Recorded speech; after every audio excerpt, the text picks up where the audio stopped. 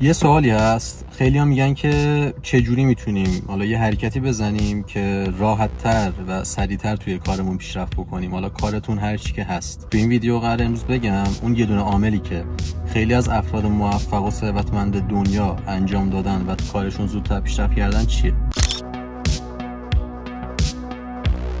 خب ببینین، در کل واسه موفق شدن توی هر کاری چند تا عامل هست که همتون میدونید. زحمت کشیدن، آموزش دیدن و استمرار داشتن توی اون کار که بتونیم به موفقیت برسید. ولی یه دونه عامل هست که اون یه دونه عامل باعث میشه خیلی راحت‌تر پیشرفت کنید، خیلی درآمد بیشتری واسهتون باز بشه، خیلی راحت‌تر بتونید درآمدتون رو ببرین بالا و در کل توی هر بیزنسی که فعالیت میکنید پیشرفت بیشتری داشته باشید.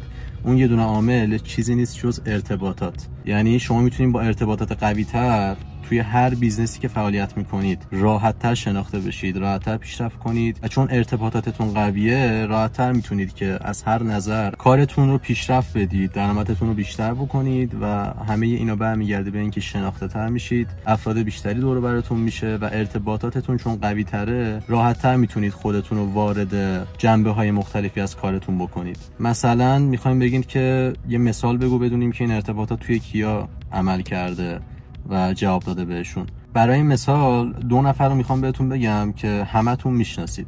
مثال اول آقای ایلان ماسکه. آقای ایلان ماسک از طریق اون ارتباطاتی که توی سیلیکون ولی داشت تونست که خیلی پروژه ها رو راجع به پیپل استارت بزنه که اگه میدونید اولین پروژه بزرگی که ایلان ماسک کلا استارت زده پیپل بوده و از طریق ارتباطات قویش توی سیلیکون ولی بوده که در اول کار اومده همین پیپل رو استارت زده و در ادامه از طریق همین ارتباطات قویش توی سیلیکون ولی پروژه های دیگر رو مثل تسلا رو استارت زده. خب درست ایلان ماسک خیلی اطلاعات داشته، خیلی زحمت کشیده بوده و خیلی هم سرمایه داشته، ولی این ایده ها و درهای جدیدی که بروش باز شده از طریق ارتباطاتی بوده که با افرادی توی سیلیکون ولی داشته. حالا مثال دوم هم همتون باز میشناسید، آقای مارک زاکربرگ. مارک زاکربرگ در اوایل همچنین مثل ایلان ماسک خیلی اطلاعات داشته، سرمایه داشته و خیلی هم دانش راجع به موضوعهای فناوری و نرم افزاری داشته.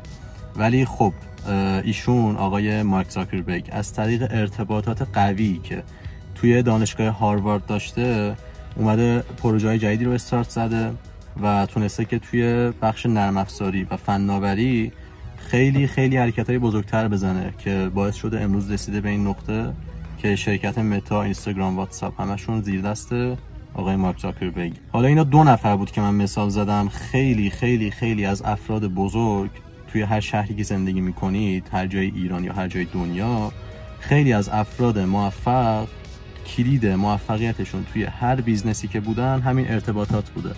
شما با قوی تر کردن ارتباطات میتونید خیلی افراد بیشتری بشناسید که میتونن تو آینده توی کارتون کمکتون بکنن از هر جنبه پیشرفت بکنید. مهم نیست کارتون چی باشه، اصلا شما تو کار ساخت و ساز هستین، تو کار نمیدونم تولید لوازم خانگی هستین، تو کار آنلاین مثل حالا آژانس آنلاین هستین، شرکت دارین، کارخونه دارین، هر چیزی که شما رو میتونه جلو بندازه توی هر بیزنسی، هر کاری، یا حتی اصلا مربوط به بیزنس نباشه، مربوط به یه سری تحقیقات باشه، درس باشه، ارتباطات چیزیه که شما رو از هر نظر جلو میندازه. پس در کنار هر کاری که انجام میدید تلاش میکنید، زحمت میکشید، نمیدونم اطلاعات جمع آوری میکنید، استمرار دارید و هر روز دارین پیشرفت میکنید، مطمئن باشین یه دونه عاملی که شما نیاز دارین تو کارتون پیشرفت بکنین، به اون حد مورد نظر برسید، درهای جدید براتون باز بشه، چیزی نیست جز ارتباطات. سعی کنین هر روز هر چقدر که روی کارتون وقت میذارین، زحمت میکشین، روی ارتباطاتتون هم کار کنید. ارتباطات مربوط به حوزه کاریتون، یعنی برید اون افراد رو پیدا بکنید که تو حوزه کاریتون متخصصن یا دارن حرکت‌های بزرگی میزنن، اونا رو پیدا بکنین، باشون ارتباط برقرار کنین، سعی کنین باشون رفیق بشید و از همه‌شون مهمتر بهشون یک سودی برسونید. همچنان که دارین ازشون یک سودی میگیرید، به اونا هم یه سودی برسونید. اینجوریه که افراد خوششون میاد که با شما اون ارتباطشون رو حفظ کنن با سود رسوندن بهشون. پس سعی کنید که هر روز این افراد رو پیدا بکنید، پیش خودتون نگه دارین، رابطتون رو باهاشون قوی کنید و هر روز سعی کنید با این افراد که ارتباط دارید چیزای جدید یاد بگیرید و از هر موقعیت و فرصتی که جلوتون میذارن استفاده بکنید.